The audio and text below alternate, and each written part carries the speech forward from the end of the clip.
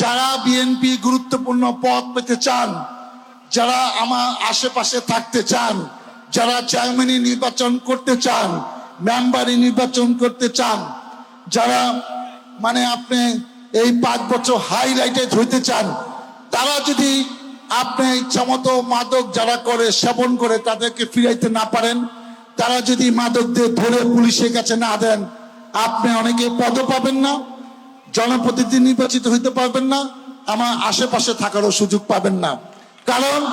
আপনার এলাকায় মাদক ব্যবসা হচ্ছে, আপনি তাকে দেখছেন, আপনার হয় সাহস নাই, যার সাহস নাই সে কিসের নেতা, কিসের পদ, কিসের জনপ্রতিনিধি,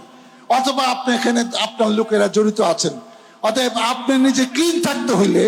নিজেকে যোগ্য মনে করতে হইলে আপনাকে এগিয়ে আসতে হবে, এবং যে এটা বেশি ধরে দিবে তাকে আমি পদ দেবো, এরকম সাহসীকে আমার পাশে দরকার।